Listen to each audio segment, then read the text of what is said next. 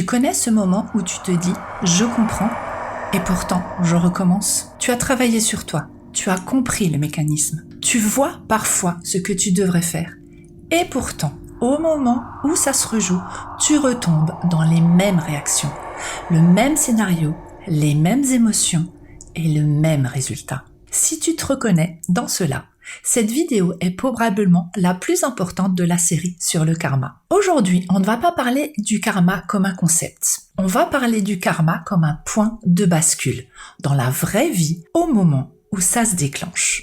Et reste bien jusqu'à la fin parce que je vais te donner une petite pratique très simple, hyper concrète, que tu peux utiliser exactement quand tu sens que ce schéma se rejoue et que ça recommence. C'est court, mais c'est souvent ce qui change tout. Dans cette troisième vidéo, je vais te montrer comment on passe de « je comprends » à « j'intègre ». Tu vas repartir avec une grille claire pour repérer ta boucle, identifier où tu bascules et surtout choisir le bon acte pour transformer cela. Je te partagerai également le déclic essentiel, celui qui explique pourquoi on peut être très lucide et pourtant répéter quand même ce même schéma. Quand tu comprends ça, tu arrêteras de te juger et tu récupéreras ton pouvoir d'action. Alors installe-toi confortablement et on y va juste après ça.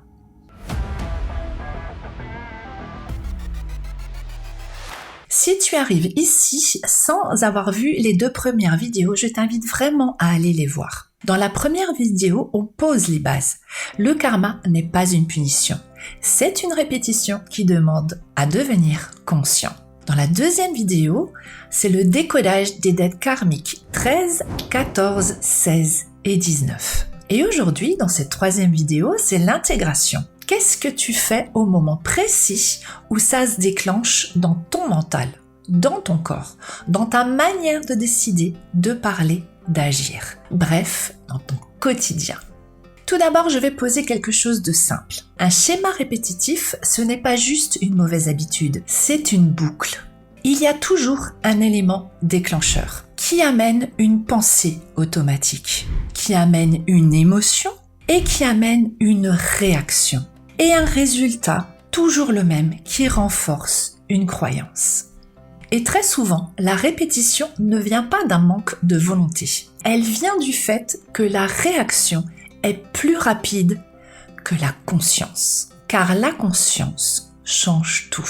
Pour moi, être conscient, ce n'est pas juste comprendre, c'est redevenir acteur de sa vie. C'est se regarder fonctionner avec honnêteté et bienveillance. Observer ses pensées, ses émotions, ses désirs, sa volonté, ses paroles et surtout sa manière d'agir concrètement.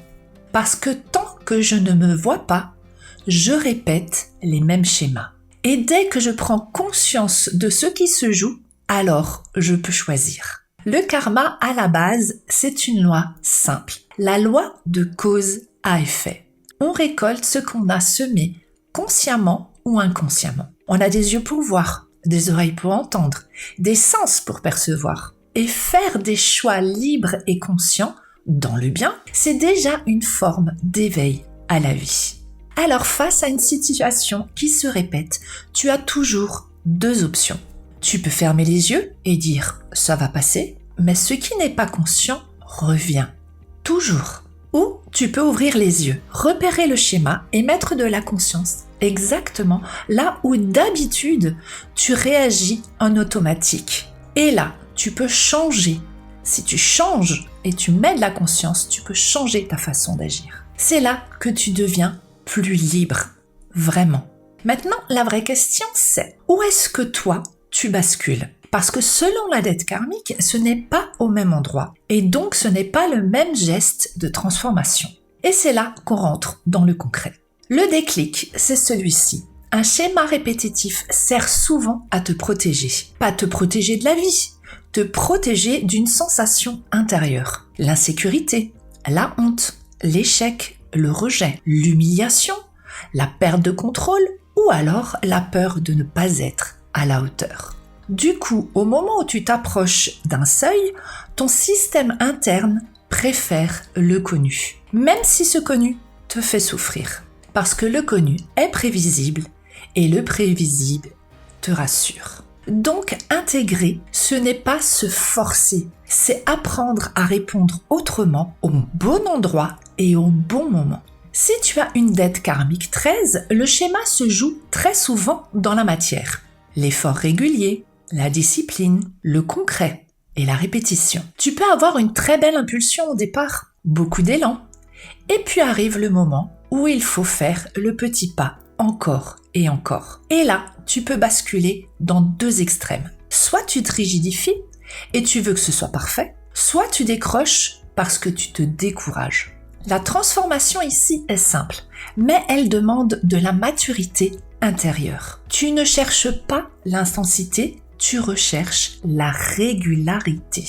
Tu choisis un cadre vivable, un rendez-vous court mais fiable. Un petit pas concret dans le sens opposé de ce que tu fais en automatique et tu le répètes. Petit exemple concret, tu remplaces « il faut que ce soit parfait » par « je le fais un peu chaque jour ». Tu laisses ton système apprendre par la preuve. Je suis capable d'être constante. Si tu as une dette karmique 14, l'autosabotage ressemble souvent à de la dispersion. Ce n'est pas forcément l'effort qui te bloque.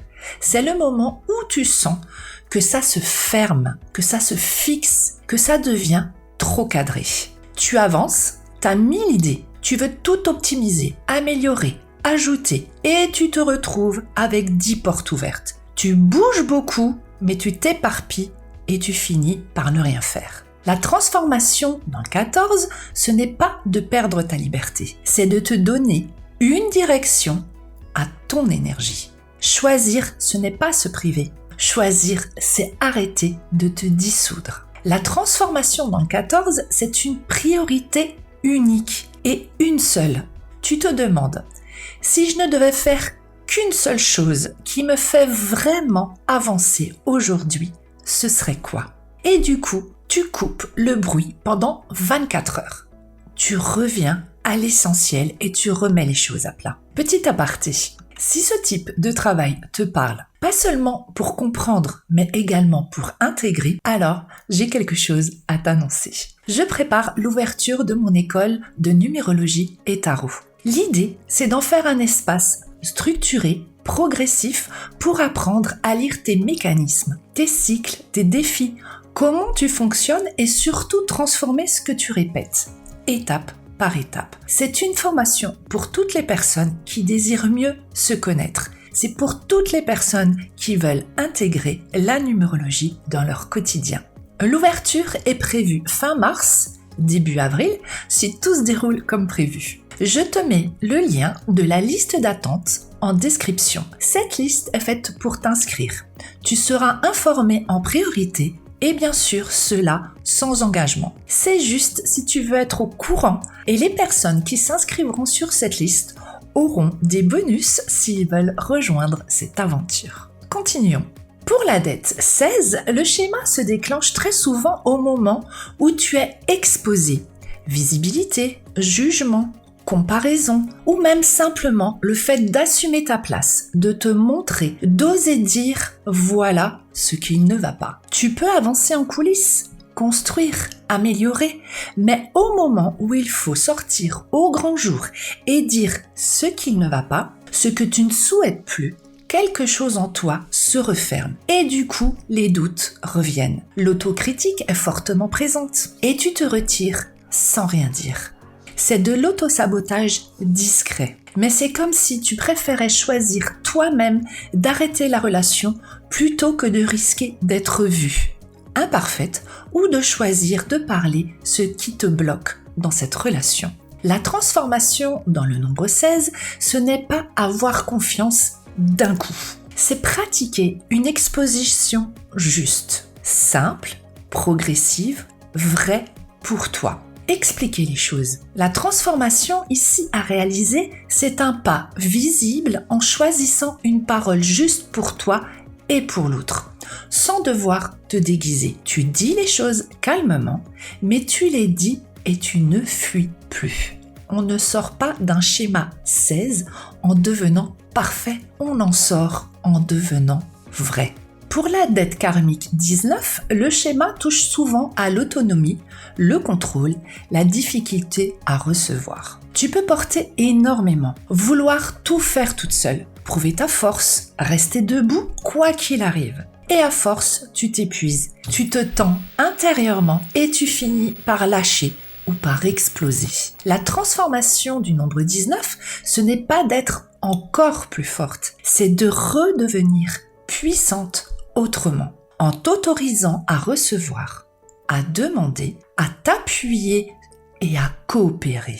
La transformation du 19, c'est une demande claire, petite et précise. Pas aide-moi en général, mais est-ce que tu peux faire ça pour moi? Et ensuite, tu laisses l'autre répondre. Tu n'es pas en train de perdre ta puissance en faisant cela. Tu es en train de la rendre plus juste. Tu vois, on parle bien d'intégration, parce que selon la dette karmique, le point de bascule n'est pas le même. Et donc la clé n'est forcément pas la même. La transformation n'a pas besoin d'être spectaculaire, elle a besoin d'être juste et répétée, et y mettre de la conscience pour pouvoir enfin transformer ce schéma répétitif. Une transformation au bon endroit, au bon moment, où d'habitude tu répètes ce schéma qui se répète et qui se répète. Et maintenant, je te donne la pratique dont je te parlais au début. Quand tu sens que tout se rejoue, que ça recommence, tu fais ces 4 choses. Premièrement, tu ralentis. Pas pour te forcer à rester zen, mais pour récupérer de la présence. Être consciente de ce qui se joue. Ensuite, tu identifies ta bascule. Est-ce que je suis en train de fuir l'effort ? Est-ce que je suis en train de me disperser ? Est-ce que je suis en train de me cacher ou de vouloir tout porter seul ? Puis tu te poses une question essentielle. Je t'en propose plusieurs suivant le cas. Premièrement, qu'est-ce que je suis en train de protéger en faisant cela ? Deuxièmement, de quoi ai-je peur si je continue cette relation ? Ou alors, quel serait le pas le plus juste, pas le plus impressionnant, mais le plus juste pour moi ? Et enfin, tu poses un acte concret tout de suite, petit mais vrai. Parce que ce petit acte envoie un message très clair à ton inconscient. Ce n'est plus l'automatisme qui me conduit. Je veux sortir de ce schéma. Et ça, c'est l'intégration. C'est là que le karma peut commencer à se transformer. Voilà les amis. J'espère que cette série sur le karma vous aura aidé à comprendre les schémas répétitifs que l'on peut avoir dans nos vies. Alors il peut s'agir effectivement d'un karma, mais il peut aussi s'agir de défis. Il faut savoir qu'en numérologie, on peut trouver les grands défis qu'on a dans nos vies. C'est également des choses qui peuvent se répéter. C'est moins lourd, mais c'est quand même présent. Et avant de se quitter, dis-moi, toi, ton point de bascule ressemble le plus à quoi ? Est-ce que tu te reconnais davantage dans le karma 13, le 14, le 16 ou le 19 ? Tu peux juste écrire le nombre en commentaire ou une phrase courte sur le moment où tu décroches. Je te dis à la semaine prochaine pour l'analyse des énergies du mois de février en numérologie et tarot. Je te souhaite une très belle semaine. Prends bien soin de toi. Bye bye les amis!